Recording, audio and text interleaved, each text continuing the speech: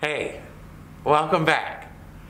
This isn't one of my regular installments. I only have about 3 episodes left with the Tomos before it's finished. And I have, of course, started thinking about my next project. And actually, I've done more than started thinking about it. I've actually started it. But I got to thinking, I've got more than one candidate for my next project. So one of them is my wife's Pook Maxi Lux, which I've shown you on a previous video. But I started thinking to myself, why would I shove that down your throats when I have 3 other candidates that maybe you would rather see? So I thought I'd make this video to take you through the 4 candidates. In each case, I'll show you as is. I'll tell you everything I've done to it, which in most cases isn't a lot. And then I'll kind of give you my embryonic thoughts on what my plan for it is. And anyway, if you have a favorite or one that you would really like to see me work on, just leave it in the comments below or PM me or whatever, and whoever has the most votes is going to be my next project. So anyway, without further ado, let's look at my wife's Pook.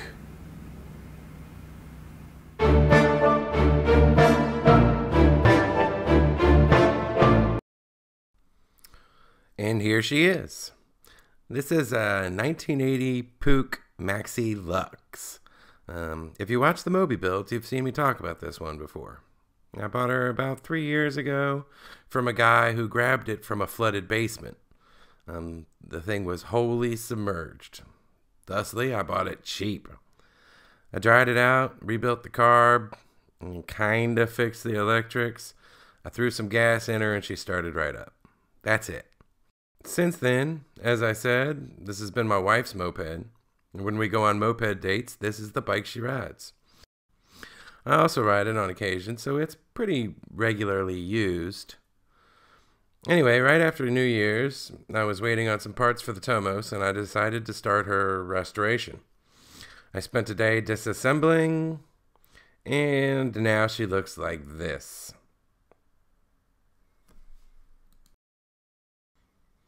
So this was going to be the next moped that I was going to fix.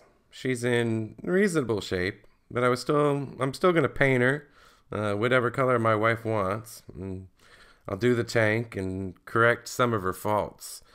You see, this bike is horribly uncomfortable to ride for any length of time.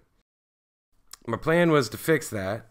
A new seat, new long slammed seat, new bars, grips, and some other improvements. The engine is a Pook E50 1-speed. It's the 2 horsepower version, good for 30 miles per hour from the factory, and that's pretty much bang on. I clocked her at 30.3 on my GPS. E50s are quite possibly the most beloved moped engine on the planet. They're simple, reliable, and with a bit of tuning, they can book. Since this is my wife's bike, I'm probably not going to go crazy with it. CDI, modest, reliable kit. You know, the regular new seals, new bearings, all that stuff, and then call it done. Anyway, that's candidate 1. Now let's look at candidate 2.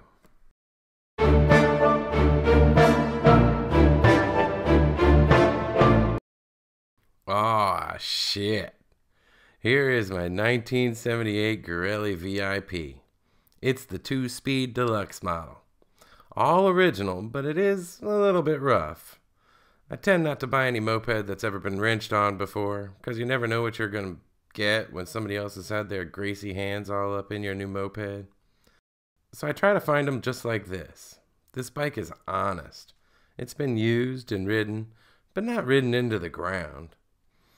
As far as I can tell, every original piece is present and accounted for. I also like to look at the case bolts to see if the engine has ever been opened before, and this one's bolts look pristine. Original pipe, carb, I mean, it's even got that oil injection on it, which you never see. I've never really wrenched on a Gorelli before, and a top tank Gorelli is one of my top 2 dream mopeds. I'd love to get into this one and figure out how it works and what the engineering is. I know I'm not changing anything about the riding position or comfort on this bike. It's crazy comfortable to ride. How do I know? Oh, ho, ho, ho.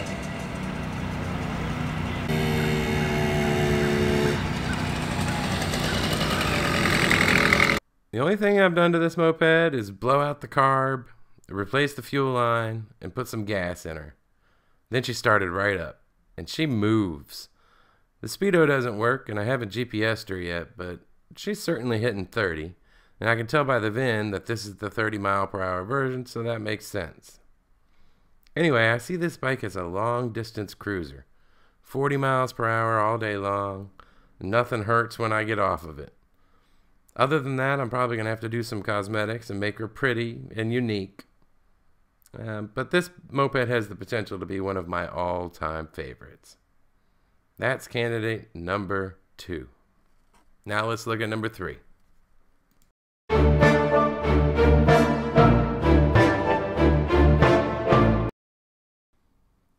Okay, here comes the curveball.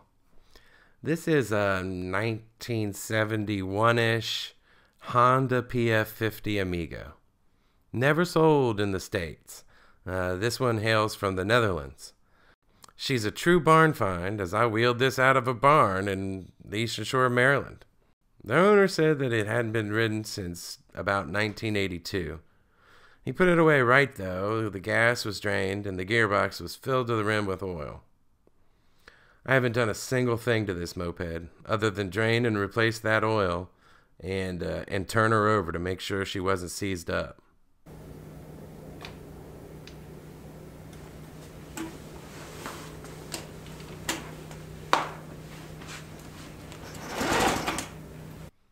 This one might be the most intriguing candidate, and here's why. It's a Honda 4-stroke. Oh yeah, you heard that right. The engine has valves and rods and a camshaft and everything.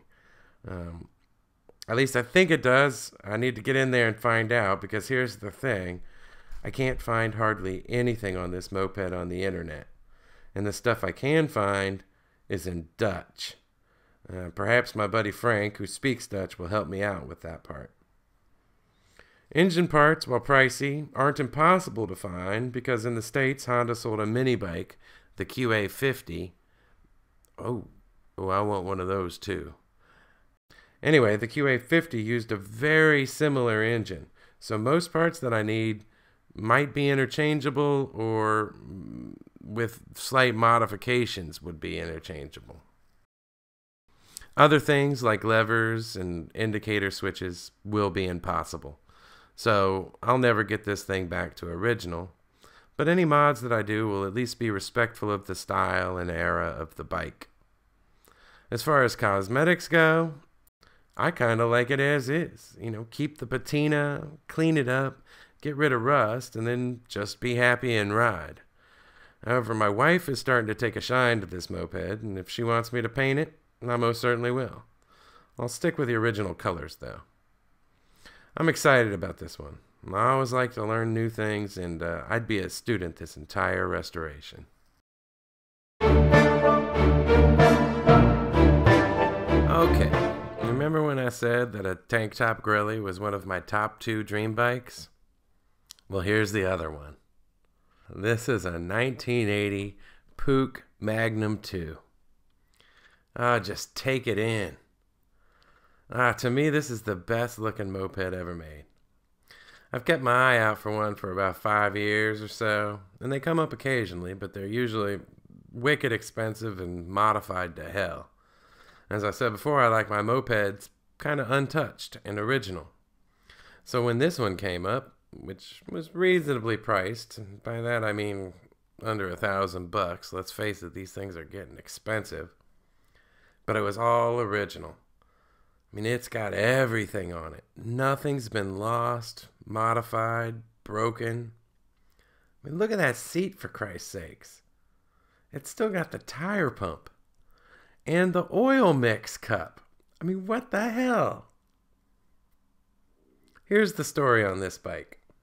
A man bought it in 1980 to put on the back of his RV. He used it to ride around the campsites in town when his RV was parked and hooked up. He did that for 30 years and put a bit more than 1,600 miles on it. Then he put the bike away. Then I bought it. The end. That's this moped's story. All I've done to her was change the gearbox oil, clean the carb, put new fuel hoses and gas in her, and voila.